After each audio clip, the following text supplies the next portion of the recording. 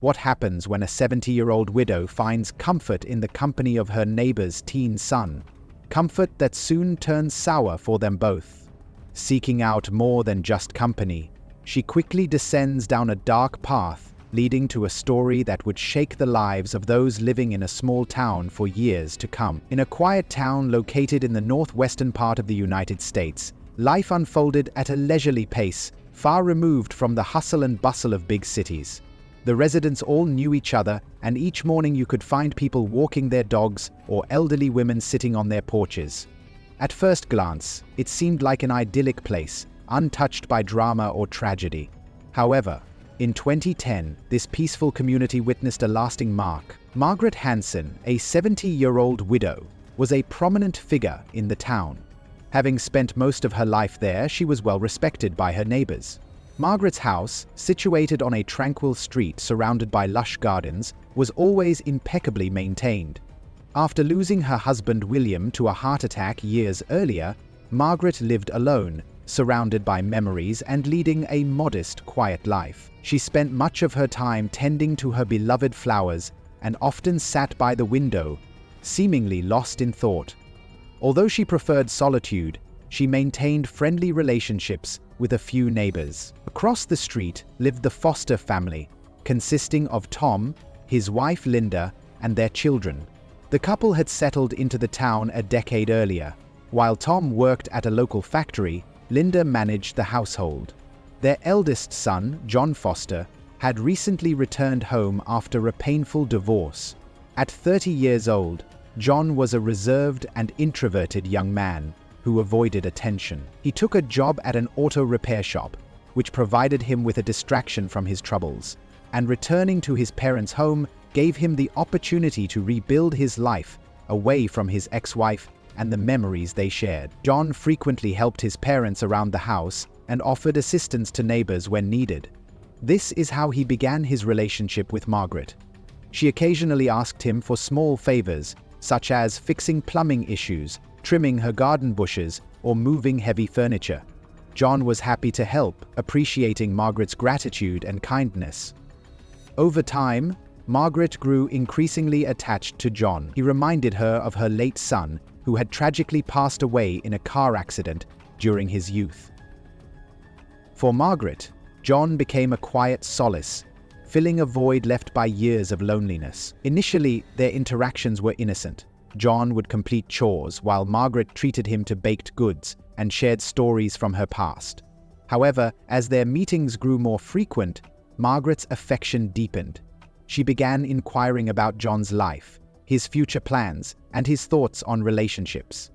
Although John perceived her interest as a neighborly concern, Margaret saw their bond as something more significant. For Margaret, John symbolized a second chance at happiness. He reminded her of what she had lost and brought a sense of vitality back into her life. Yet, while Margaret's feelings intensified, John remained unaware of her growing infatuation. To him, Margaret was simply a kind neighbor who appreciated his support. Despite their seemingly harmless relationship, whispers and gossip began to circulate among the townspeople. They noticed how often John visited Margaret, although no one suspected the depth of Margaret's feelings or the tragedy that was beginning to unfold. Wouldn't you love to subscribe right now, as this documentary gets interesting? As time passed between their perspectives grew more pronounced, and soon, Margaret's emotions began to blur the line between friendship and something more. Eventually, the tension came to a head. One evening, after John had finished a task at Margaret's house, she invited him to stay for dinner. The meal had been meticulously prepared, with wine and a carefully set table. Margaret's efforts to impress John were unmistakable. During the dinner, she steered the conversation towards personal topics, asking about his feelings and future plans. Encouraged by the wine, John shared his struggles, unaware that Margaret's intentions were shifting. She confessed her longing for connection and subtly hinted at her deeper feelings for him. John, stunned and unsure how to respond, tried to downplay the situation. However, Margaret's persistence and unspoken hopes made it increasingly difficult for him to maintain their interactions without discomfort. This marked a turning point in their relationship. Over time, John began to distance himself, visiting less frequently and citing his busy work schedule. Margaret, meanwhile, grew anxious and suspicious. Her loneliness resurfaced, now accompanied by jealousy and despair. As the gap between them widened, Margaret's feelings evolved into an obsession. She began fabricating reasons to call John over, but he avoided prolonged visits. Frustrated, Margaret turned to more drastic measures, and the once simple relationship spiraled into a dangerous and tragic affair that would ultimately leave the entire town shaken. Margaret felt the need to take a decisive step to win John back, to prove to him, and perhaps to herself, that she could still be attractive and wanted. She began calling John frequently, finding excuses to ask for his help with trivial tasks like fixing a doorknob, repairing plumbing, or tidying her garden. John, feeling obligated to his elderly neighbor, would come, but he often found reasons to leave quickly. There was an undeniable awkwardness in their interactions, and John couldn't shake the feeling that Margaret wanted something beyond simple household help. Despite John's subtle attempts to distance himself, Margaret persisted. She started inviting him over for dinners, hoping to recreate the moments that had once brought her happiness. Margaret's efforts grew more deliberate. She cooked his favorite meals, took extra care with her appearance, and even wore dresses she hadn't worn in years. She firmly believed she could recapture John's attention and reignite the connection she imagined they had shared. However, for John, these visits became increasingly uncomfortable. He felt cornered and burdened by guilt, as he didn't know how to end their interactions without hurting her feelings. Margaret, on the other hand, refused to give up. Her persistence led her to go even further. One evening, she prepared an elaborate dinner with candles and dressed in an elegant evening gown. John sensed that this dinner would be different from the rest, but he tried to downplay its significance. When John tried to leave, Margaret blocked his way and attempted to hug him. He gently pushed her away, explaining that it wasn't right. At that moment, Margaret realized that her feelings for John were not mutual, and the rejection hit her hard. After that evening, everything between them changed. John decided to stop visiting her, understanding that their continued interactions would only worsen the situation. Margaret, however, viewed his absence as a devastating blow to her dreams of companionship. Rejection fueled Margaret's pain, jealousy, and despair. These feelings gradually morphed into a dangerous obsession. Determined not to lose John, she began devising ways to bring him back into her life. She turned to surveillance, spending hours at her window, watching his house, and trying to decipher his activities. Her thoughts became consumed with finding out if someone else was taking John's attention. This obsession caused her to neglect her daily routines, narrowing her focus to the single goal of regaining his affection. Margaret began showing up in places where John might be, hoping for chance encounters.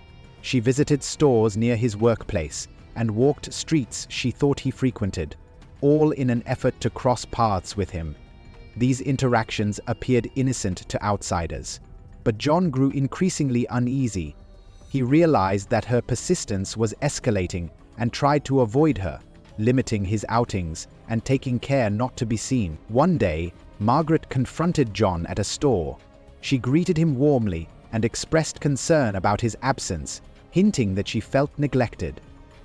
Despite her reproachful tone, John tried to remain calm, explaining that he had been busy with work. Margaret, however, was unconvinced. She accused him of avoiding her and lamented the loss of their friendship. Although John apologized and promised to visit her, both of them knew his words were empty. Realizing that her previous methods were failing, Margaret became more desperate. She sought opportunities to engage John in increasingly intimate settings, hoping to rekindle their connection.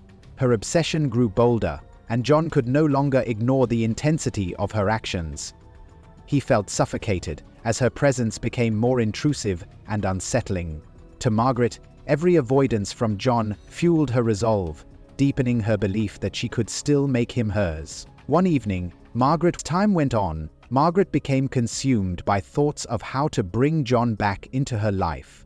She ignored the consequences of her actions, focusing solely on her goal.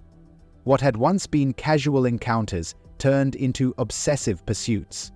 The tension between them escalated, and John, feeling the growing pressure, retreated further into isolation. To their neighbors, Margaret and John still appeared as nothing more than an elderly woman being helped by a kind young man. But underneath the facade, a tragedy was quietly unfolding. Oh, Margaret's obsession reached its peak as rejection turned into anger. Days passed, and Margaret withdrew into herself, contemplating her next move.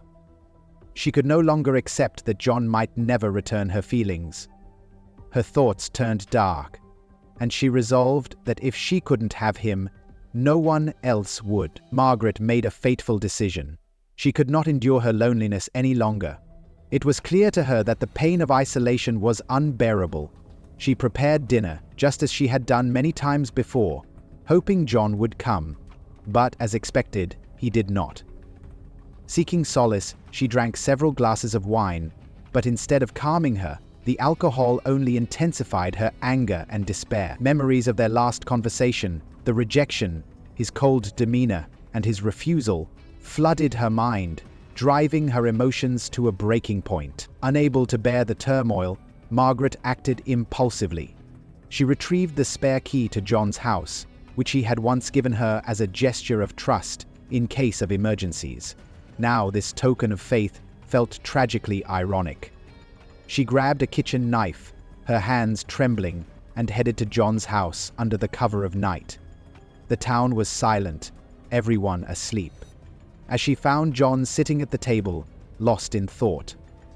"Why?" Startled by the sound of her footsteps, John turned and was shocked to see Margaret standing there with a knife in hand.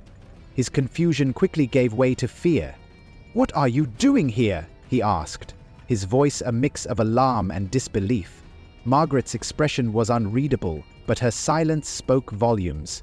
She moved closer, her grip on the knife tightening, and John instinctively backed away, now fully aware of the danger. "You can't ignore me anymore, John," Margaret said, her voice quiet but resolute.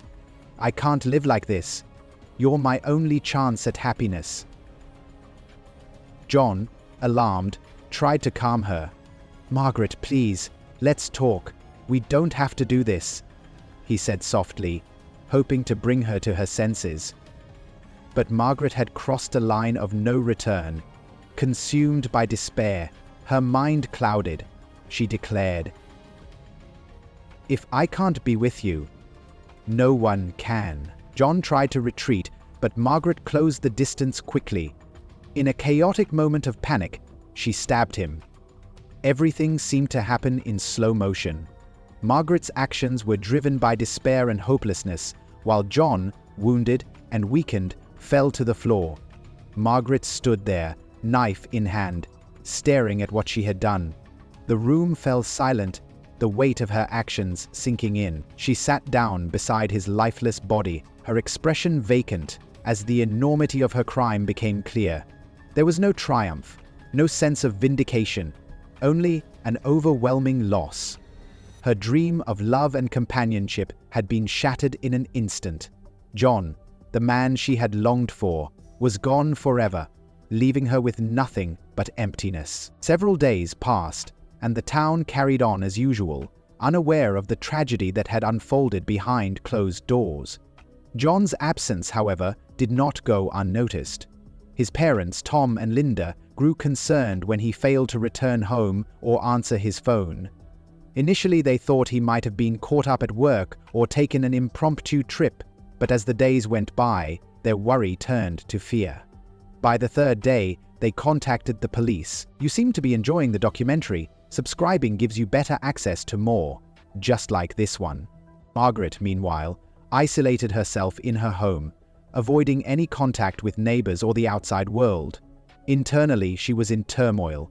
She knew the gravity of what she had done, but struggled to accept the reality. For hours after John's death, she sat by his body, paralyzed by fear, despair, and an overwhelming sense of emptiness. Eventually, she realized she needed to act. She couldn't risk anyone discovering what had happened. Late one night, Margaret dragged John's body to the basement. Her movements were mechanical, driven by a single thought: to hide the evidence. Wrapping his body in a sheet, she placed it in a corner of the dark, musty basement, hoping this temporary solution would buy her time. However, the town's concern over John's disappearance only grew.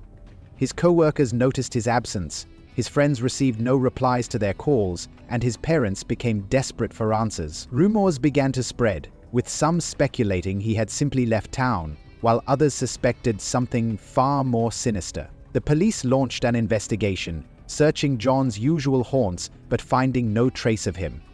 When neighbors reported that John often visited Margaret to help with chores, the police turned their attention to her. Visiting her home, they asked if she had seen John recently. Margaret, trembling but determined to maintain her facade, claimed she hadn't seen him in days. Her nervous demeanor, however, aroused suspicion. Margaret's fear grew as the police continued their investigation. She knew the truth would eventually come to light, but she lacked the courage to confess. Days turned into weeks, and the pressure mounted. John's parents, devastated and helpless, could only watch as the search dragged on. The police, increasingly focused on Margaret, obtained a search warrant for her home. When officers arrived to search her house, Margaret opened the door with a grim resolve. As they began their inspection, she sat in the living room, struggling to appear calm. The police methodically checked each room, finding nothing unusual, until they descended into the basement. The musty air and dim light revealed a bundle of sheets tucked in a corner. Unwrapping it, they uncovered John's decomposing body. The discovery shocked the investigators. That a seemingly kind and gentle elderly woman could commit such an act was unimaginable. Margaret, confronted by the police, could no longer deny her actions. When asked to explain how John's body ended up in her basement, she sat silently, her will to fight completely gone. Arrested and handcuffed, Margaret offered no resistance. News of the murder spread quickly, shaking the town to its core. Neighbors, who had always seen Margaret as a sweet and harmless woman, were in disbelief. John's parents were devastated, struggling to comprehend that the woman they had trusted had taken their son's life. The once quiet town was left grappling with the reality that a tragic crime had unfolded in their midst. Margaret's obsession, born of loneliness and desperation, had led to catastrophic consequences, forever altering the lives of everyone involved. Margaret sat silently in her prison cell, overwhelmed by the emptiness of her existence. She fully understood that everything she had ever hoped for, her dreams of love and escaping loneliness, was destroyed the moment she picked up the knife. Her life had become a hollow shell, filled only with regret and pain. Meanwhile, the town carried on, forever marked by the tragedy that had unfolded in its midst. After John's body was discovered in Margaret's basement, the town was gripped by horror and disbelief. Though the evidence seemed clear, his body was in her home, and she did not deny her involvement. The police launched a full investigation to reconstruct the chain of events that led to such a shocking conclusion. The case quickly became more than just a criminal matter. It delved into psychological territory, as investigators and townspeople alike struggled to understand what had driven an elderly woman to commit murder. Margaret was taken into custody and questioned. Her appearance startled everyone. She looked frail and broken, her eyes vacant and her skin pale, as though life had abandoned her long before the events of that fateful night. The investigators realized that her mental state would be a key factor in understanding the crime. However, nothing could prepare them for what she revealed. Margaret entered the interrogation room without resistance. Her hands trembled, and her gaze was fixed on the floor. When questioned, she began speaking slowly, as if in a trance. She described her years of loneliness after her husband's death, explaining how her life had lost meaning and each day had become a monotonous cycle. Every word she spoke was filled with sorrow. "John wasn't just a neighbor to me," she confessed. "He was my salvation. He made me feel alive." Margaret admitted she knew their relationship could never be what she wanted, but she could not accept it. As she recounted the events, a darker picture emerged. She described how her obsession with John grew with every visit and how his attempts to distance himself caused her reality to unravel. "When he rejected me, I felt like nothing made sense anymore," she explained. Margaret recounted the night of the murder in chilling detail. She spoke of her despair, which drove her to take the knife and enter John's home. "It wasn't anger," she said softly. "It was desperation.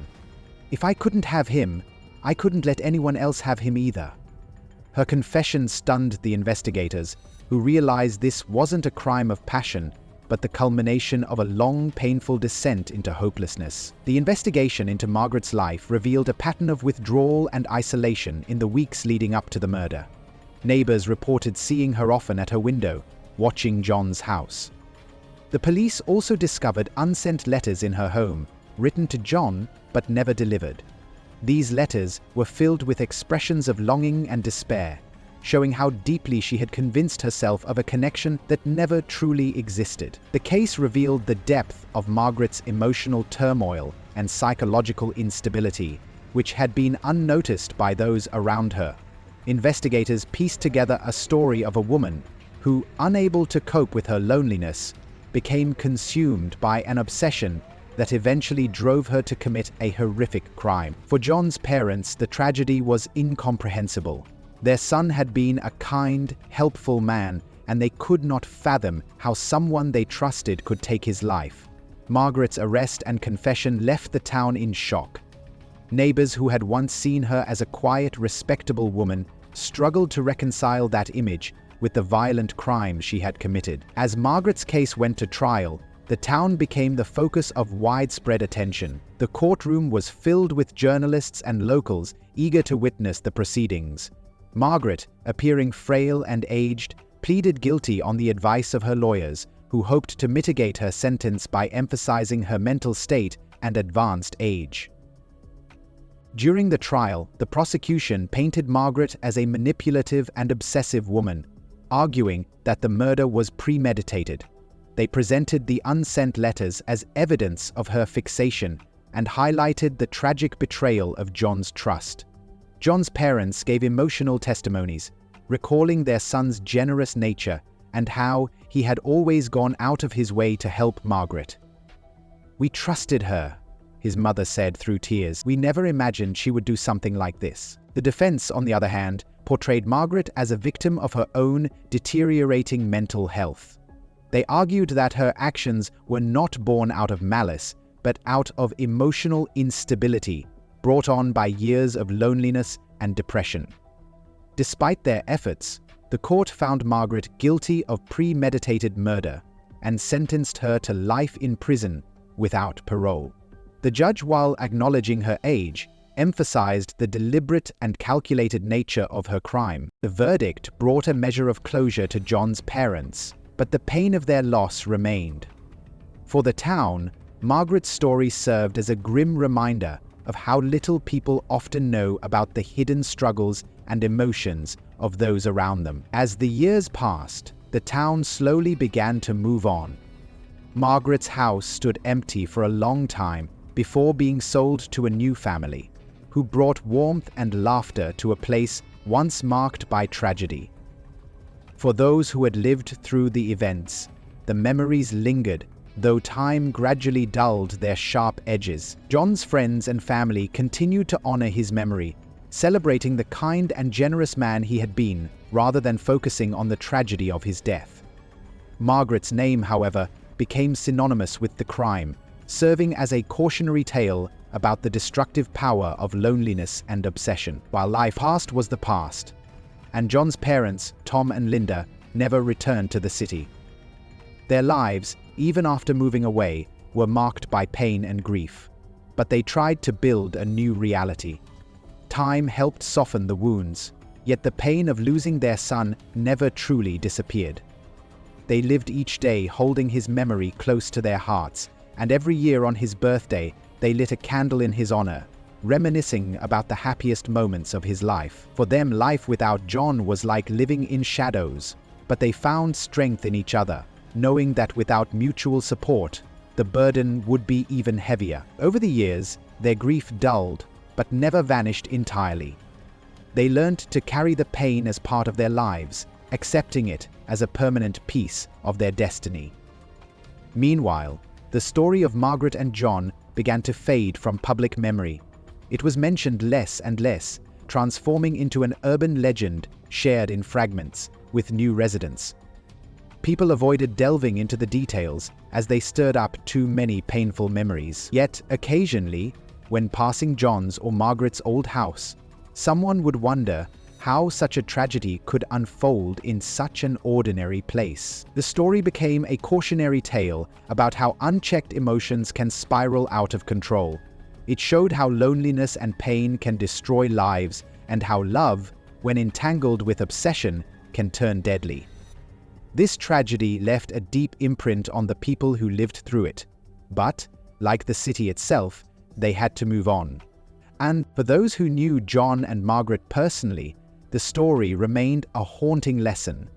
It served as a reminder that behind seemingly normal lives and faces can lie dark secrets that, if unnoticed, can lead to devastating outcomes. Though the city tried to forget, the memory of what happened would always linger, surfacing like a shadow from time to time. Those who remembered John carried him in their hearts, hoping that such a tragedy would never be repeated. A decade after the tragedy, the city had changed completely. New residents, new homes, and new businesses gave the area a fresh and vibrant atmosphere. The places that once seemed shrouded in fear and mystery now appeared peaceful and welcoming. However, for some, the memory of what had happened still lingered, a faint echo of the past. John and Margaret's story became a legend among the town's older residents. For newcomers, it was merely a whispered rumor, an eerie tale that, over time, became distorted and less tangible. But for those who had known John personally, it remained a painful reality. The scars it left were deep and permanent. John's former house had been renovated and was now occupied by a young family who knew nothing of its grim history. The family brought joy and life back into the home. The neglected garden was restored, blooming once more with vibrant flowers, and the previously shuttered windows now let in sunlight. It became a symbol of renewal, a place that had been marked by tragedy but was now filled with warmth and laughter. Over time, neighbors who had avoided speaking of the past began to discuss it in a new light. The tragedy was no longer framed as a shocking and frightening event, but rather as a warning, a lesson in the consequences of ignoring hidden pain. It was a reminder that even the most unassuming individuals could harbor dangerous emotions if left unchecked. Michael, one of John's closest friends and a colleague at the auto repair shop, struggled for years to come to terms with what had happened. He remembered John as a quiet but kind-hearted man who was always willing to lend a hand, including to Margaret. At the time, their interaction seemed entirely natural, a young man helping an elderly neighbor in a small town. But after the truth came to light, Michael was devastated. He couldn't forgive himself for not noticing the signs. Looking back, he remembered how John had become more withdrawn and less sociable in the weeks leading up to the tragedy, but he hadn't asked the questions that might have made a difference. This guilt stayed with Michael for years, though he eventually accepted that no one can truly predict such events. He learned a valuable lesson from the tragedy and tried to pass it on to others: the importance of paying attention to those around you, noticing changes in behavior, and reaching out to those who may be struggling. For Tom and Linda, John's parents, the loss of their son remained a weight they carried every day. Moving to another city helped them distance themselves from the painful memories, but it did not ease the ache in their hearts. Linda found solace in charity work, dedicating her time to organizations that supported families who had lost loved ones to violence. This work became her way of processing the tragedy and turning her grief into something meaningful. Tom, however, withdrew further into himself. He relied on work and routine to distract him from his thoughts. The couple rarely spoke about John, but every shared glance carried the weight of unspoken words. On the 10th anniversary of John's death, they stood together at his grave, holding hands in silence. No words were needed. They had already said everything over the years. Together, they remembered the vibrant life he had lived, even as they mourned his absence. For the city, the story of John and Margaret became an enduring part of its history. Though people spoke of it less over time, it remained a powerful reminder of the fragility of the human psyche. The tragedy taught the community about the devastating effects of loneliness and the importance of offering support to those in need. The story of Margaret and John continues to linger as a cautionary tale, a reminder of the thin line between normalcy and despair. It showed how easy it is to overlook the pain of those around us and how devastating the consequences of such neglect can be. Please remember to like, share, comment, and subscribe. Thank you, and have a wonderful day.